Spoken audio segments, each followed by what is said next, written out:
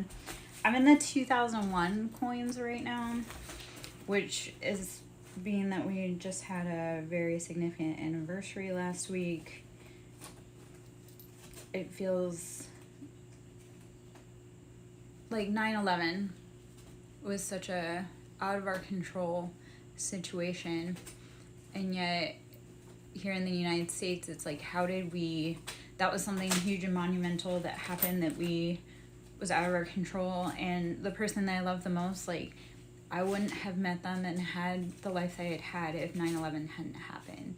So it was like fate and destiny caused tower moments, and that was how I met the person that I was supposed to meet. So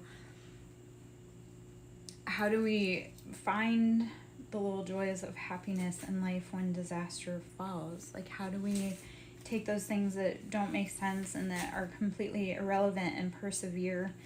And I think as a whole country, hopefully we learned, or as a whole humanity, we can learn how to come together instead of divide and persevere.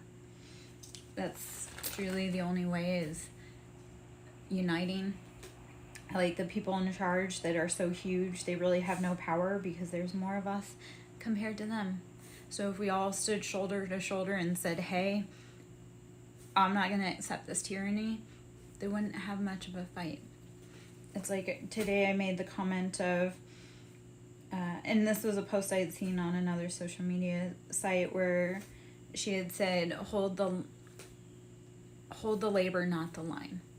So if you truly want to send a message to someone, like say your boss, coordinate with your coworkers to withhold labor. They can't run a business without the labor. So it's the same with women. Men can't do what they need to do without women. So if women are not being treated properly, we need to stand shoulder to shoulder, band together and say, you know what, even if it's only 24 hours, I'm not working. I'm not answering the phone. I'm not working. I'm not doing housework.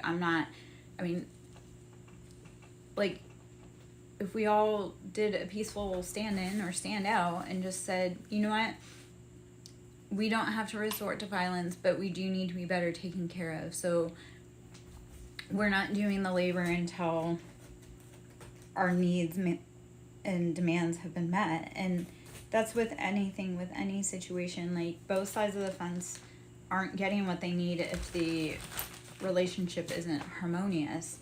So yeah,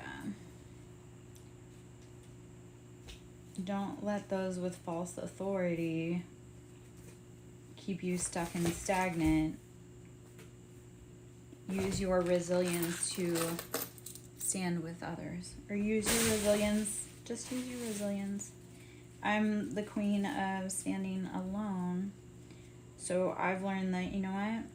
I don't care if I've got anyone else with me. I'm with me. And I don't know. Be brave enough to stand alone. I had to have that conversation with someone that was in a codependent relationship, and they were whining about their situation. It's like, you choose that every day when you go home to that person. You choose that. Be brave enough, even if when you move with the right intentions, the pathway will line for you. So like, when you're brave enough to stand alone, the universe will support you. Like, on my journey, I was brave enough to completely separate from every family, friend, stand alone, and it was hard as hell, and everybody showed me that they didn't appreciate that, except for the universe. And I didn't know it every time. I didn't know how it's going to work out. That's the other thing. We don't know how it's going to work out. You have to be willing to hope for the best. Like, when I said I wanted to be a sovereign being, like, the universe opened the path for it to be that way. So don't necessarily, like, get hung up on the how. Just be hung up on the I know what I need or want in order to feel healthy, right, independent, any of that. The universe will provide when you're willing to be brave enough. So to the people that are like, I don't know how I'm going to do it, you'll figure a way. You'll figure a way how to be independent, even if it means counting coins. to buy your independence. And yeah, that seems like so tiny and so nothing, yet sometimes counting coins is better than being with someone who is actually trying to hurt you. Like, being willing to make a place that's for you, for yourself, you have to be willing to figure out what you want and need. Okay, I'm gonna pause for a minute. Let's see.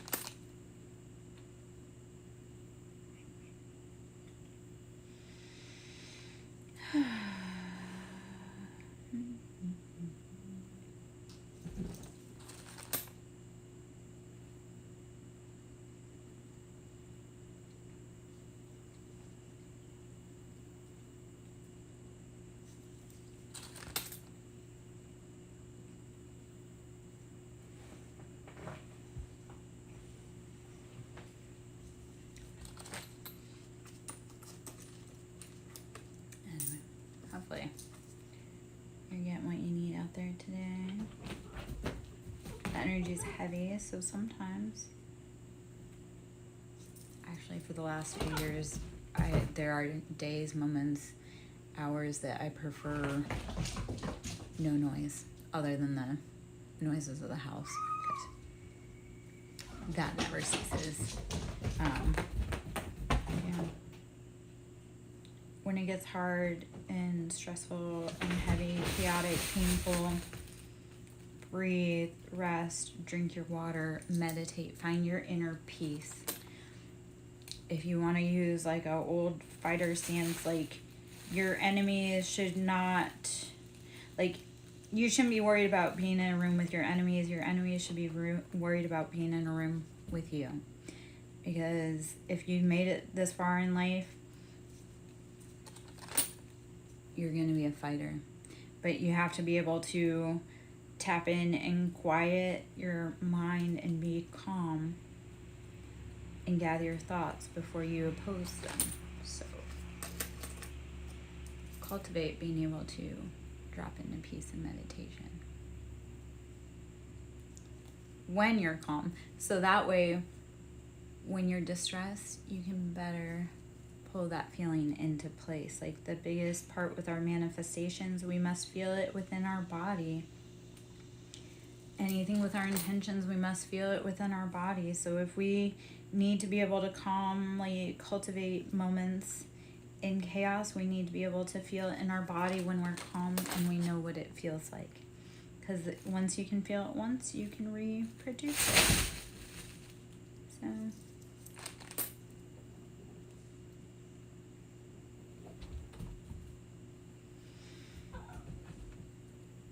also, when you calm your chattering mind, like, the answer will come to you. Even if you can just calm it for 3 seconds, like, an answer will come to you that you need. So it's beautiful. Your brain really is a supercomputer with all the answers. You just need to be able to clear the codes, like the path for the codes to be able to travel down.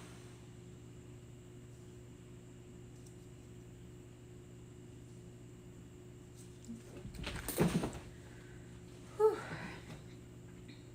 One of my coworkers is being spicy, so I'm not. Of course, we live in the woods, so goodness knows what winged insect creature has come in to join us. And while they're apex predators, they actually tend to be more just, they're lazy apex predators. Like, they want the chase, but they don't actually engage. So sometimes I can watch multiple cast members pass over a bug that I have to take care of, and I'm like, bro, you have claws and teeth. Why do I have to handle your light work? Oh, you just wanted to play. So I don't know if any of that makes sense. It's kind of that message of how, that's right, animals are our guides. I had spoken about how animals, you know, like, when we come across things, think of it like a video game. Like, how are you going to utilize the knowledge of the tools? So even with my own kitties, like, sometimes it's like, okay, what message do you have for me? Apparently Abel's message is, you know, play, keep your skills sharp, keep honing, but you don't actually have to do the work unless you need to do the work. Someone else is there to help you or do it for you. You are free to roam and create and play. Act like it. You've worked really hard for it. Make your life the most beautiful that you want, because it's your life and no one else is going to do it for you. That's the other hard part. If you want something done, you literally have to do it because no one else is going to do it for you. So if you need or want a leader, you must be said leader. If you need or want your kids to be good futures for the leader, you must be able to show them. Like, we say we want love, but how do we show people that we need to be loved? Or we say we want love, but how do we have room for it? Like, do we have the capacity for anyone to date us? Are you emotionally available? Are you financially available? Are you tied into other things? You can't say you want something when you don't have space for it. An example of this was one of my partners, again, had a codependent relationship. But it was like, how am I supposed to fit into this life if there's no room for me? Like, it's not us building a future, it's us and this other person. And I worked really hard, and that is the other notion. I've worked really hard so that I don't have to share with people I don't want to share with. So I won't be in relationships with someone else that would share everything I've worked really hard for, which I know really doesn't look like much. I worked really hard for inner peace. I worked really hard for so many things. I'm like, yeah, you know what? I can't share my peace, my inner peace of what I worked really hard with for that person, because they don't bring anything of value to my life. Like, they don't add anything to our financial future. They don't add to our home. They don't add to our abundance. They don't, and I don't know. You have to be watching, like, and other people that are interconnected have their own debts, and they want you to do the work for them too. I figured that out, like, with my brother's girlfriend. Like, she had debts that she wanted me to pay for her and my brother, and I'm like, yeah, no.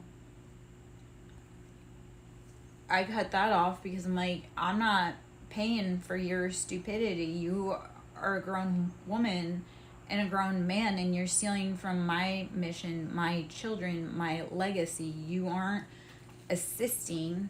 All you're doing is draining. So, you know, and it's like, I was in detriment because of my brother's relationships and my brother's poor behaviors. And I was like, yeah, you know what? I'm not paying because she can't, I'm not paying for her addictions, any substances. Like, that's not, no, she can work for herself. So that's another beautiful relationship codependency situation. And, you know, like, and this is all just energy clear, like child energy clear, like, I guess, I don't know. My brother and my mother lived 4 doors down from each other. So it was like, he was a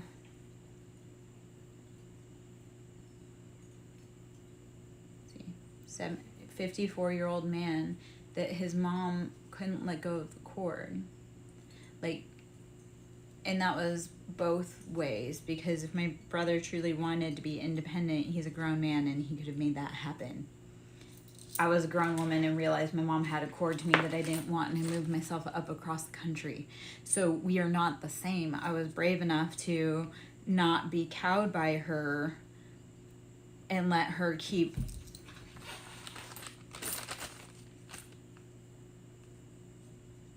draining me. Of course, that's another thing, is that there was, like, weird, like, my brother wanted to be a 50-some-odd-year-old 5-year-old that had women and children fawn and dote on him when he was stealing and exploiting and hurting the women and children that he wanted to dote and fawn on him. Like, no. Like, he was a grown man taking money and not paying me back when I was a single mom and had children. Like, because he has gambling addictions and drinking addictions and sex and porn addictions. Like, he was stealing from my children and I and never paying me back, yet thinks he's like a parade should be made for him. No. Men that steal from women and children when they're supposed to be providing, protecting, and leading women and children, yeah, you're the lowest of the low. Like, if you're a grown man and you're stealing from a woman that has children, you need to check yourself, because you hate women, apparently. And that's your bag to unpack, and I don't care. But don't say that you love someone and then steal from them, steal from their kids. That's not love. You're a man. You're supposed to provide. And you can say that's outdated, but I don't know. This world is crashing really hard, and the men are about to end up losing their reproductive rights because they don't treat the women right. So I don't know. Like, the country's not going real well because we have too many men wanting to be women and too many women wanting to be men. And honestly, is that really working? Or do we need to sit down and heal our mother wounds and our father wounds and just our earth wounds? Like, we've been doing too much damage. I just posted a video about how the earth is a huge MRI magnet, and anyone that works or has worked in medical imaging or MRI or just the hospital, if you've ever had to go into MRI, like, there's a huge precaution. Like, there are certain levels that they screen for safety because it's too dangerous. And the earth and the MRI magnet is the same. When things are being sucked in, they're too dangerous. That's like your heart as well. When things are sucked in, they're too dangerous, and they're going to compromise the integrity and the safety of earth, the MRI magnet, or ourselves. In the hospital, there's an emergency stop button that reset, like, it just halts, resets, stops, because it literally will keep sucking whatever can damage it in until it stops, or you stop it. And that's what earth, that's what's happening. It's like earth said, you know what, you've gone too far. The women have said, you know what, you've gone too far. This stops until we're heard. So you can keep pretending like it's all okay, or you can keep going, but it only gets worse from here, because, like, the earth will start doing things to heal itself. Just like as humans, we do things to heal ourselves. Like, we burn away all the pain within our body until we don't feel it anymore. That's how we use fire and alchemization and the phoenix to heal ourselves and to hurt ourselves. We light that flame within us until it consumes so bright. Well, the earth is doing that with wildfires. When we're super tired or super sad, we drown ourselves in emotions and tears. That's our waters, our cups. Like, how are you, and how is Mother Earth taking and drowning away your tears, washing away anything that's been a scourge on your life? You've got pentacles, that's bury, that's pentacles, that's money, that's finances. Did you take and did you bury yourself? Did you try to bury someone else? Like, has that been productive? Do you have anything to show for your castle? Or did you do it because you wanted to do it out of ego, and you lost everything that you love to build pentacles? And then air.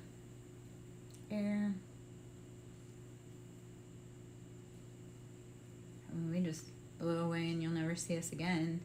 So air, you have to be very tricky. Like, how are you letting your emotions carry you away to the void to never be heard again? So Look at all the elements within you, within yourself. How are you harmonizing that? How are you changing on a cellular, molecular level and releasing or changing, growing, adapting?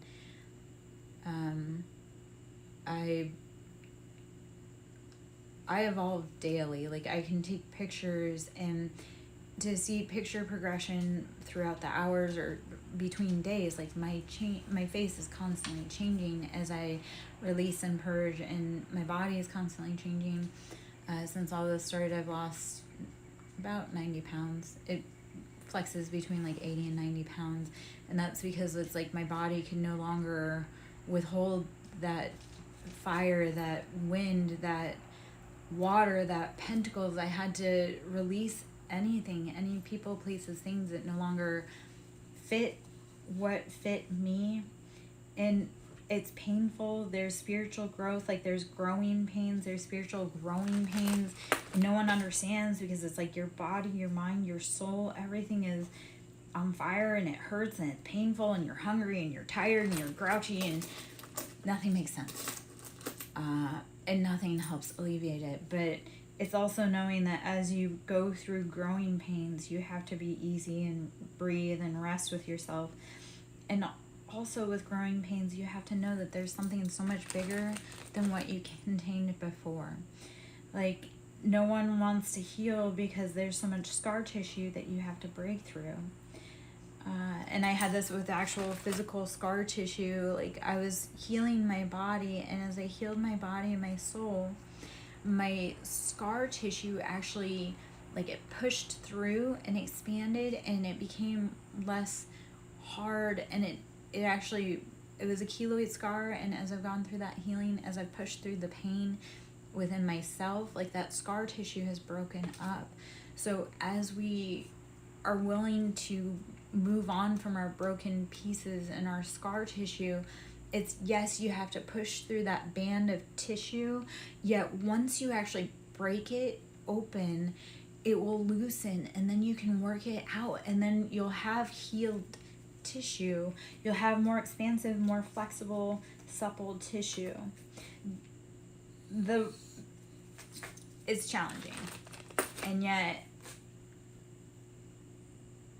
if we all want to grow, learn, thrive, survive, make it as a society and humanity, we need to be willing to push through the pain of the past to release ourselves.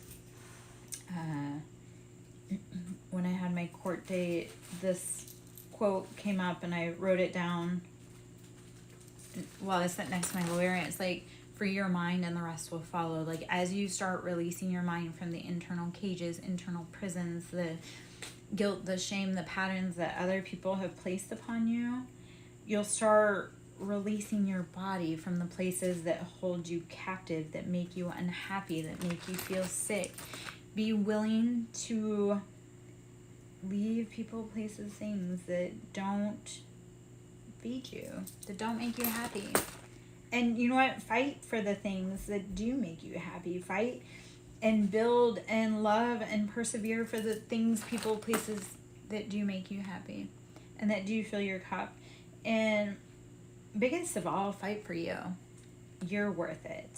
I had a quote that was going, and it was just following me for a little bit, but it was one that I needed to use at the moment. Like, I am worthy because I am worthy. And you can fill it with I am worthy of love because I'm worthy, but you don't have to put anything in there or feel guilty or specify why you're worthy of it. Like, you don't have to say I am worthy because I am worthy because this. No, like, you're just straight worthy. Act like it. You are worthy of being loved. You are worthy of being wealthy. You are worthy because you exist. Like, your whole existence is already paid for. It's in your soul contract. You've already paid for this existence. You already have done the hard work. Your job now is to lean in, learn from the experience, grow, expand, and do better. Like, we can only do better with the information that we have right now in front of us. So the past can't be changed. The present is yet to be written based upon the moments that are here right now. So the only thing you can do for what you want in the future is act right now. And not overthink about what you have to do going forward. And not overthink about what happened in the past. Just do what you need to do right now. Even if that means sighing heavy. Even if that means unclenching your shoulders. Do what you have to do right now to feel relief. Take a walk. Breathe. Clap your hands. I love clapping hands. That's the easiest way to quickly dispel negative energy is to clap your hands. Make noise, snapping, anything that breaks up any stagnancy. You can do it within your body. I mean, like when you're clapping, you're breaking up stagnancy in your own body. You are moving to clap. So if you want to get rid of that immobility or no motivation, clap. Clap for yourself. Do a golf clap. Be like, you know what? I am so proud of myself that I made it through today. I am so proud of myself that I made it through this morning. I am so proud of myself that I woke up today. And I'm just using these examples. Okay. This is just find a reason to clap for yourself. Find a reason, not because anyone else ever does. Like, you can be your own cheerleader. That's another part is like, you don't need anyone else to recognize your great accomplishments to know that you're great. Nikocado avocado. Like use that as a prime example. Like he was incredibly accomplished before he became famous for mukbang. And the thing with that is people laughed and were happy and enjoyed his misery because they didn't have to live with the prison that he was in his body. Like, I feel so frustrated for him because he was so accomplished and dedicated and disciplined before anyone recognized that. And then in order to be recognized, he had to make a spectacle of himself. It was like, he was cool all along. He was worthy of being recognized and praised and cool because he already had all the talent. He didn't need anybody's praise to know that he was a cool ass guy. He did all the work. So that's kind of my weird little hot take on that. I don't know. Like, he was already cool before he did all that. Maybe I feel that way because I have an affinity for violin and I have an affinity for classical music. So he was accomplished violinist before he started all this spectacle, and why that impresses me is violin is incredibly hard. Not that I know from personal experience. Like, I lived with someone who was talented. I know the dedication, the work, and the mastery he put in. And I also watched how he tore himself apart because he couldn't see his own excellence within himself. Like, and maybe that's our biggest challenge as humans. We don't realize how awesome and excellent we are, and we go and try and prove every day to other people how cool we are. Yeah, I don't know. It's my 2 cents.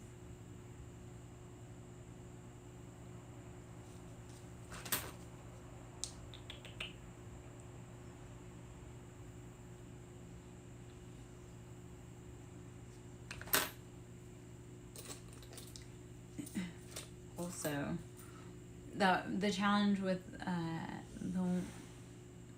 the one who was just, he was good at everything.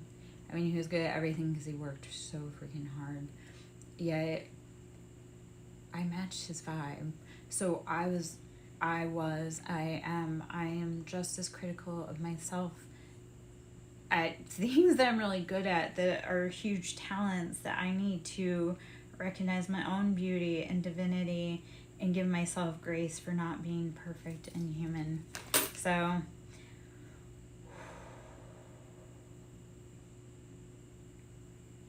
maybe these recordings are just pep talks for myself, and maybe no one else will ever hear them, and I hope that they do, and I hope that you find some kind of healing, life, love, wisdom from being here. And that's not asking for validity. That's like asking for like, it doesn't matter if it's one person or 5 million people. Did I make a difference? I know I made a difference. Way before I ever got here, I used to work in the medical field, and I was incredibly talented at what I did. And I touched a lot of women's lives. And if you know anything about women, we touch a lot of other people's lives. Like, women are the bearers. We are the weight bearers. We are the carriers. We are the cosmic womb. So we don't just affect us. Like, we affect men, children, other people. I helped so many women on their path, and like, I was the person that held them on their worst days, and I was also the people that held them on their best days, and I was the people that they would come back and see regularly because they had to. And all that to say all this is like, I have that fear that I'm not going to help anyone, and I've lived a short life, and I've helped more people than you can imagine in tiny ways. And we feel so frail and small as humans and as people that we forget how impactful tiny interactions are. And I know, okay, so I'm going to talk about this for a second. Like, I recently, and I haven't seen a movie in a while, and I haven't been able to see one since then because finances. I'm waiting for all those blessings to roll up on, right? Because I know I've been working hard and persevering and pushing through. It ends with us, and how the guy had said that he was going to end it all, and it was the kindness of one woman, and then that woman actually, like, just a simple gesture, he went on to create an amazing, beautiful love life after he was about to just be done. So don't give out hope. Don't give out hope. You don't know who you may meet that changes your life forever, that makes you want to live again. And you don't know who you are for that person. Because, like, that dude had carried that around for decades. And he finally, like, she had met him down the road, and he had opened a business and all that jazz. And his success story, like, why he fought was because of her, and she never knew for decades. So, like, you don't know who's still going because you showed up. Even when you were scared, even when you didn't feel good, even when you're stressed, you don't know who's alive today because you showed up. And there are so many people that don't know that you're alive today because they showed up. So, yeah, don't ever think that you're small and insignificant. I don't know. Okay. Ooh, heavy. The frailty of humanness today is, I don't mean to say that as, like, just, we are so much bigger than fear. We are so much more resilient than what we've been through. Yet all of us have days of not feeling like Superman. And that's also part of it, is I get a lot of grief for being too strong and never needing help. And it's like, no, I need help. You're just never present and able to see that. And I've been here, I've provided the space, you just weren't willing to do the work or show up. So to all those that think that, like, I'm out here pretending like my life's perfect, it's not. You just willfully choose not to see when I'm hurt. Or you do see when I'm hurt, and then you try to hurt me more, which, shame on you. I came to help this planet, and if you're hurting me because you think it's fun or because you have something to gain out of it, like, you're not gonna live a good life. You can't live a good life off of some other person's tears. You can't. An example of this is, like, to the men that try to steal a woman's livelihood, her children, her house, her everything. Like, to the men that do that and think that they're gonna be able to be super dad, like, you can't steal what that woman gave you. She gave you that home. She gave you those kids. And that career, if she was with you from the beginning, she helped give you that career. Like, you can't treat her bad and then expect all of that to be beautiful once you destroy her. You lose everything. Just like the women who destroy other women's houses. They want to be with someone else's man because that man's so great to his wife and kids, so they destroy it. Well, they don't realize that that woman that was the wife, like, she was the secret sauce to that man being a good dude. So when she steps out, that good job that he had, he can't do it now because he doesn't have anybody to watch the kids. That fancy car that he drove, like, it was her paycheck that paid for that